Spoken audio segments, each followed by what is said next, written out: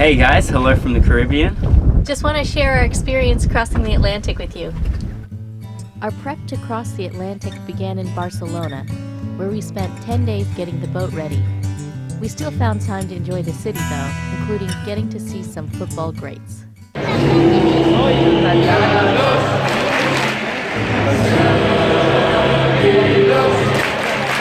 From Barcelona we headed out of the Med down to the Canary Islands. So we're just crossing the Strait of Gibraltar.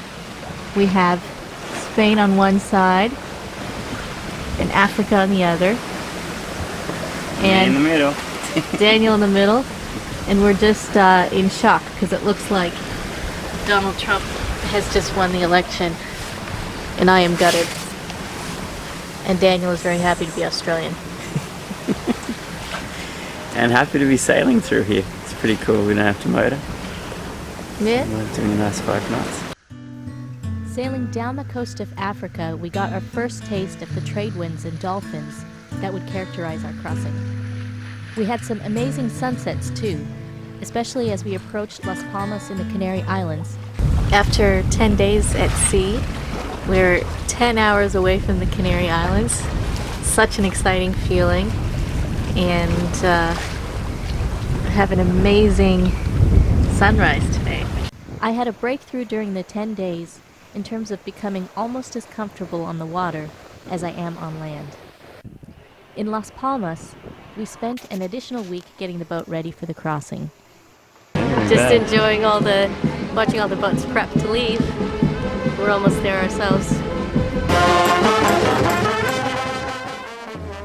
Finally, we started off across the Big Blue surrounded by celebrations.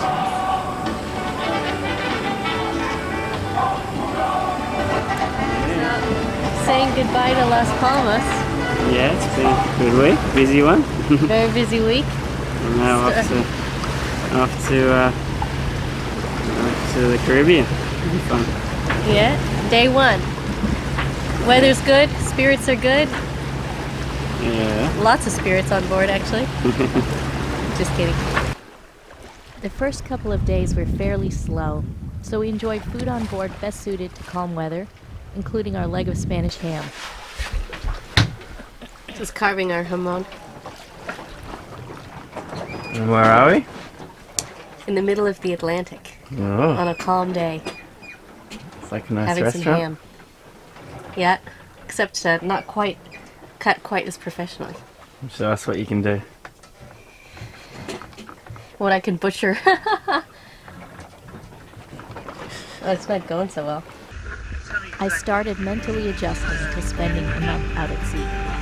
At sea for a week now, and gotten into the rhythm of days and days and days on the water, and varying winds, enjoying the sun when it's out, enjoying the sunrises and sunsets.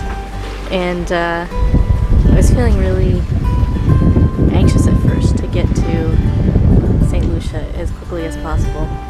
But now I've kind of relaxed into the experience of enjoying the present on the trip, enjoying some books, just enjoying the journey. We set our sights on catching fish after we finished our fresh meat a week into the crossing. The first fish we caught were baby tunas and bonitos that we threw back to hopefully live into adulthood. But then we had great luck with mahi-mahi, catching 7 during the crossing. Really nice one for eating because he's not too big. Yeah, by far.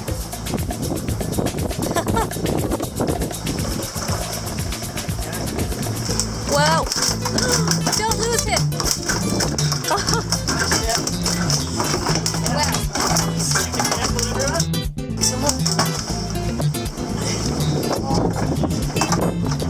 This is a fish!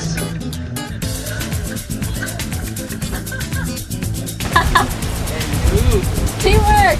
Yeah, pretty good. Definitely dinner. Awesome, yeah. Part of the fun was practice filleting giant fish. I became a smelly mermaid covered in scales, filleting our biggest catch. Another part of the fun was cooking. Fish salads, fish tacos, fish burgers, fried fish pie, you name it.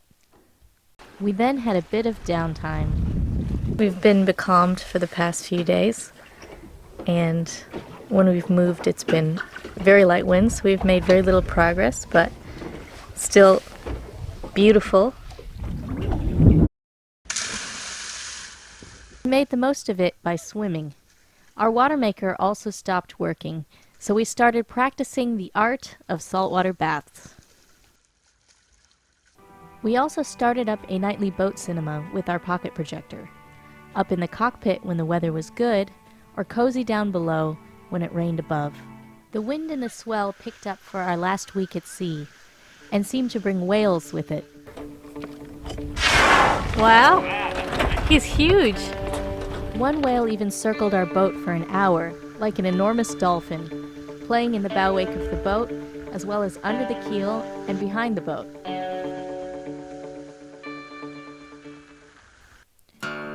We had a few overcast nights with sudden squalls. So, we're going through a little bit of a squall, but it's okay. And other nights when the moon shone so brightly that the midnight sky seemed blue and clear over a silver rolling sea. Eventually, we had just 1,000 miles left to go, then 500. Then St. Lucia came into view as the sun set. Alright, well, cheers guys. We crossed the Ark finishing line at night and were greeted by friends we met in Las Palmas, along with the Ark Welcoming Committee, and had our first toast back on land with Caribbean rum punch. The Ark final celebration followed that week with great live Caribbean music.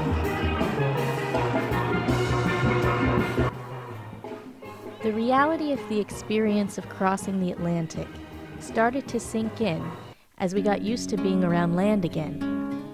St. Lucia's majestic jungles and cliffs reminded us of why we made the trip in the first place, and the amazing places we now have ahead of us to explore in the Caribbean.